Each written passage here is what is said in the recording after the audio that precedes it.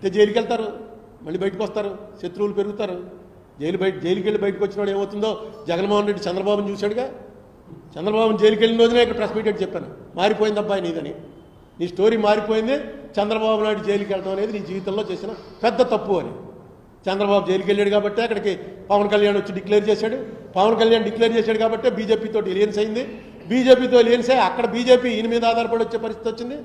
ఇక్కడ చరిత్రలో ఎన్ని లేనని సీట్లు వచ్చాయి, ఎప్పుడు చూడని సీట్లు వచ్చాయి.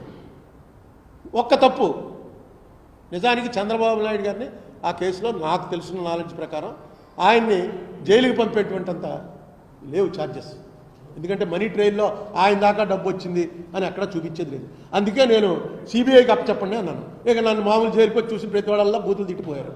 ఇప్పుడు మనకు అందులో ఏంటంటే పెద్ద వాళ్ళందరూ ఇప్పుడు చాలా పెద్ద మంత్రులు అది అయిపోయారు, వాళ్ళందరూ నన్ను బూతులు తిట్టిపోయారు. ఆ వీడియోలు అప్పుడప్పుడు చూసుకుని నవ్వుకుంటూ ఉంటాను. ఇంత పెద్దవాడు కూడా మన మీద ఇంత టైం స్పేర్ చేశాడు.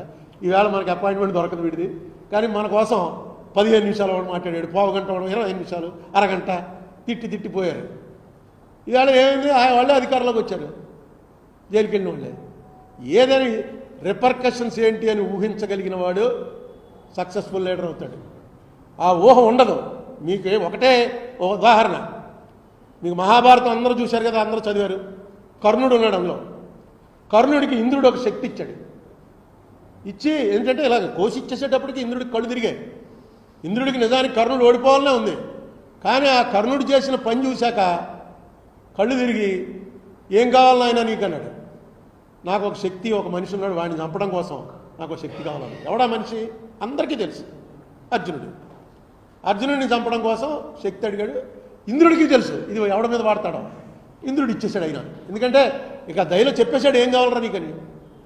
మనకు అర్థమైన విషయం ఏంటంటే కురుక్షేత్ర యుద్ధంలో కర్ణుడు ఏ రోజు బయటకు వచ్చి ఆ రోజు అర్జున చావు అని పట్నం కొట్టాడు, అయిపోయింది, యుద్ధం క్లోజేగా.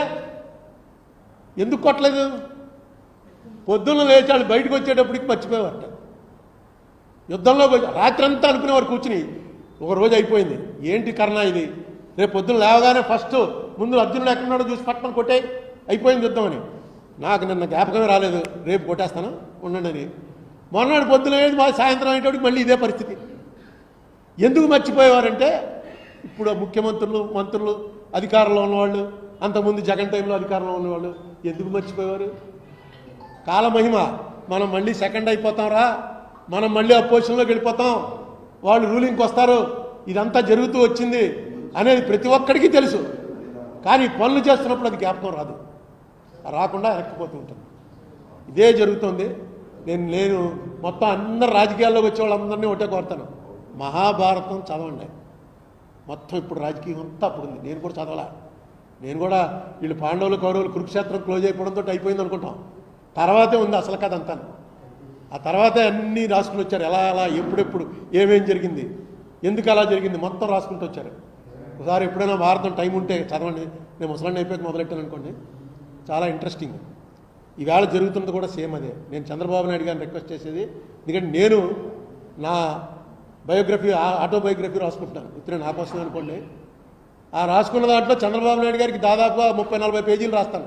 ఆయన పర్సనల్గా కూడా కలిశాను కాబట్టి, అందుకే రామోజీరావు గారిని కలుద్దామని ప్రయత్నించి విఫలమయ్యాను. పర్సనల్గా కలిశాను కాబట్టి రాస్తాను.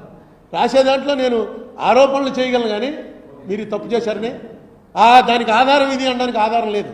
ఇందులో మాత్రం దొరికారు. ఇది ఎందుకు తప్పు చేశారో ఇలాంటి తప్పులు ఇంక రిపీట్ అవనివ్వకండి. రేపు 11వ తారీఖున మా దాంట్లో కూడా మీరు మీ ఇమీడియట్ మీ అడ్వకేట్స్, మీ కౌన్సిల్ని ఆదేశించండి. కరెక్ట్, ఏది న్యాయం, ఏది ధర్మం, అది ఎఫిడేవిట్ చేయండి. ఇక్కడ మళ్ళీ మీరు అభిమానం, దాన్ని ఏమంటారు, ఇచ్చిపుచ్చుకోవడాలి. నాకు వాళ్ళు ఉపకారం చేశారు కాబట్టి నేను వీళ్ళకి ఉపకారం చేయాలి, అవి రానికండి. అది ఈ స్టేజ్లో మీకు అనవసరం. మీరు ఎంత 75 ఏళ్ళు వచ్చి మీకు ఇంత పేరు, భారతదేశంలో ఇంత పేరు వచ్చి ఇన్నిసార్లు ముఖ్యమంత్రి అయ్యి అలాంటి బలహీనతగా మాత్రం లొంకండి. ధర్మం వైపు, చట్టం వైపు ఉండండి. Thank you.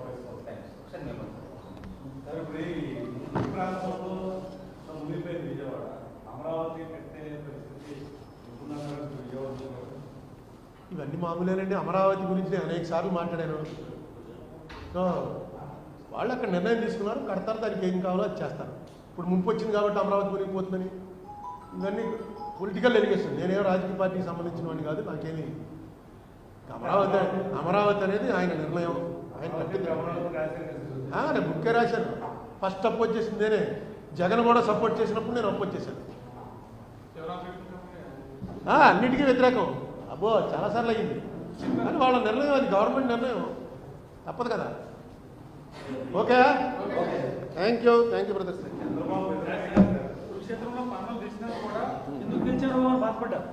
మామూలుగా 100 పేజీలు మాట్లాడతారు.